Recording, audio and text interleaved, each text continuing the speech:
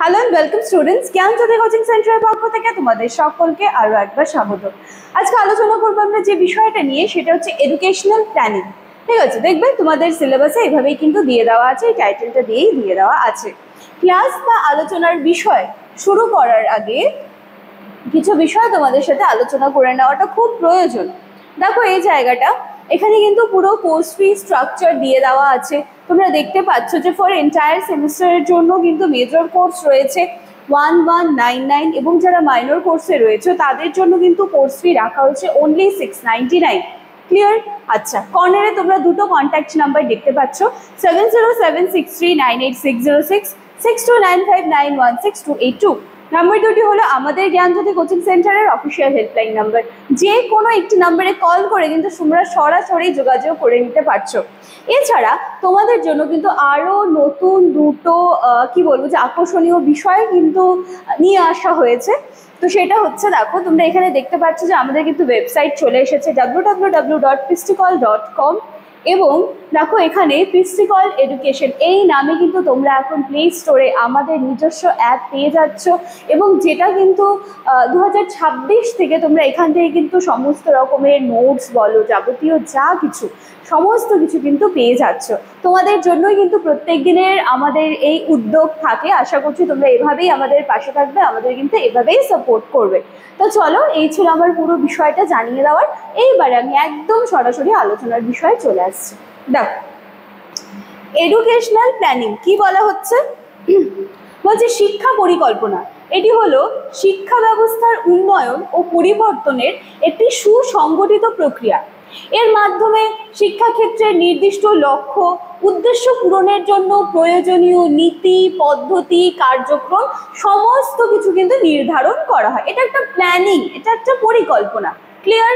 আচ্ছা, অন্যভাবে বলা যায় শিক্ষা পরিকল্পনা হলো এমন একটি প্রসেস যার মাধ্যমে কি হচ্ছে, সমাজের বর্তমান ও ভবিষ্যৎ শিক্ষাগত চাহিদা অনুযায়ী সম্পদ মানে মানব সম্পদ, আর্থিক উপকরণ, এই সমস্ত বিষয় এই ক্ষেত্রে যাতে সঠিকভাবে ব্যবহার করা হয়।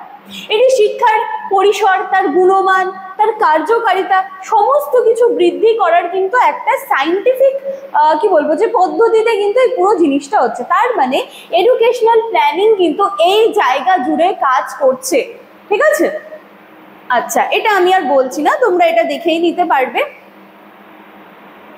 আচ্ছা চলো তাও একবার বলে দিচ্ছি। বলা হচ্ছে বিশ্ব ব্যাংকের মতে শিক্ষা পরিকল্পনা এমন একটি প্রক্রিয়া যা শিক্ষাকে সমাজের প্রয়োজন ও শিক্ষার্থীর লক্ষ্য পূরণের জন্য আরো ফলপ্রসূ এবং আরো স্কিলফুল করে তোলে। ঠিক আছে? এবং এটা বিশ্ব ব্যাংকের মতে বলা হচ্ছে। এরপর আমরা চলে আসি এর কিছু ক্যারেক্টারিস্টিক্স গুলো দেখি। দেখো, সবার প্রথম হচ্ছে গোল ওরিয়েন্টেড। তার মানে কি, লক্ষ্য থাকবে একটা। শিক্ষা পরিকল্পনা সবসময় তার নিজস্ব একটা উদ্দেশ্য বা লক্ষ্য পূরণের দিকে কিন্তু এগিয়ে চলে। কি লক্ষ্য? যেমন সাক্ষরতার হার বৃদ্ধি, শিক্ষার কোয়ালিটিকে আরো ভালো করতে হবে, শিক্ষার সমান সুযোগ নিয়ে আসতে হবে। দ্বিতীয়ত কি, বৈজ্ঞানিক প্রক্রিয়া। কি বলা হচ্ছে? এটি তথ্য, পরিসংখ্যান, গবেষণা, বিশ্লেষণের ভিত্তিতে তৈরি হয়।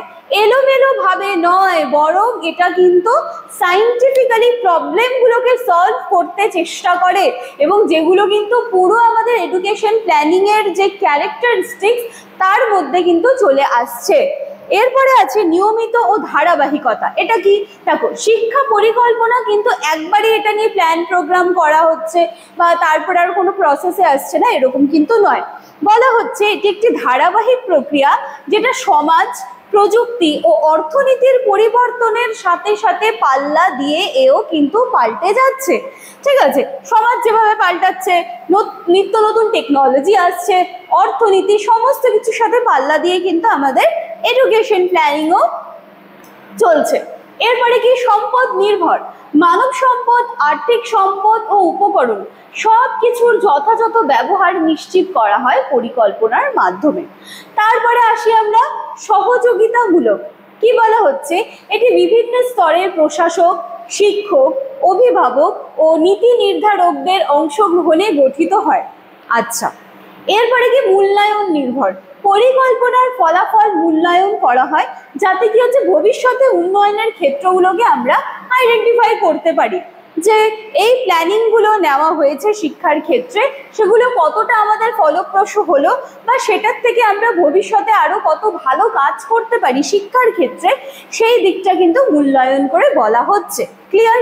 আচ্ছা, এইবারে আমরা চলে আসি একটু প্রকারভেদগুলো দেখবো, যে টাইপস অফ এডুকেশনাল প্ল্যানিং। কি বলা হচ্ছে? কেন্দ্রীয় সরকার কর্তৃক তৈরি বিভিন্ন পরিকল্পনা, যেমন জাতীয় শিক্ষানীতি, কেন্দ্রীয় পরিকল্পনা, অন্যদিকে অন্য কোনো জেলা বা কোনো অন্য পর্যায়ের যে শিক্ষা উন্নয়নমূলক যে পরিকল্পনা বা স্থানীয় পরিকল্পনা, ঠিক আছে? তো এই যে পরিকল্পনাগুলো দেখলাম সেটা কেন্দ্রীয় পরিকল্পনা হতে পারে বা সেটা হচ্ছে স্থানীয় পরিকল্পনা হতে পারে। কারণ আমরা কি নিয়ে আলোচনা করছি? আমরা আলোচনা করছি এডুকেশনাল প্ল্যানিং নিয়ে, যার প্রথম যে ধাপ বা প্রথম যে টাইপ সেটা দেখলাম আমরা কেন্দ্রীয় ও স্থানীয় পরিকল্পনা। ক্লিয়ার? আচ্ছা, দ্বিতীয়ত কি দেখবো? নির্দেশনামূলক ও অংশগ্রহণমূলক পরিকল্পনা। নির্দেশনামূলক পরিকল্পনা হয় উপর থেকে নিচের দিকে, যেখানে হচ্ছে সরকার মেন নির্দেশটা দেবেন, এবং অংশগ্রহণমূলক পরিকল্পনায় কারা থাকবে? শিক্ষকরা থাকবেন, অভিভাবক থাকবেন, এবং সম্প্রদায় কিন্তু এখানে অ্যাক্টিভলি নিজেদের যে পার্টগুলো আছে সেগুলো কিন্তু প্লে করবে। ঠিক আছে? মানে নির্দেশনা, অংশগ্রহণ, উপর তলার কর্তৃপক্ষরা নির্দেশ দেবেন, দেন কিন্তু কি বলবো, যে নিচের তলায় যারা রয়েছে তারা কিন্তু সেখানে অ্যাক্টিভলি পার্টিসিপেট করবে। ঠিক আছে? বা নিজেদের সক্রিয় ভূমিকা রাখবে। তারপর হচ্ছে সেক্টরাল প্ল্যানিং। এটা কি? এটি শিক্ষার নির্দিষ্ট কোনো স্তর বা খাতের উন্নয়নের জন্য তৈরি হয়। যেমন মনে করো যে শিক্ষার একটা স্তর প্রাথমিক স্তর, এই স্তরের উন্নয়নের প্রয়োজন রয়েছে। শিক্ষার আরেকটা স্তর উচ্চশিক্ষা, কারিগরি শিক্ষা। প্রত্যেকটা শিক্ষার আলাদা আলাদা ধাপ রয়েছে বা জায়গা রয়েছে। তো সেই যে আলাদা আলাদা খাতের যে শিক্ষা ব্যবস্থা, সেটা মাধ্যমিক হতে পারে, উচ্চশিক্ষা হতে পারে, কারিগরি শিক্ষা হতে পারে, তো সবটার উন্নয়নের দিকটা নিয়ে কিন্তু এই জায়গাটা কাজ করছে। তারপরে চলে আসি আমরা প্রাতিষ্ঠানিক পরিকল্পনা। প্রতিটা শিক্ষা প্রতিষ্ঠান তাদের নিজস্ব প্রয়োজন ও সম্পদের ভিত্তিতে যে পরিকল্পনা করে সেটি প্রাতিষ্ঠানিক পরিকল্পনা।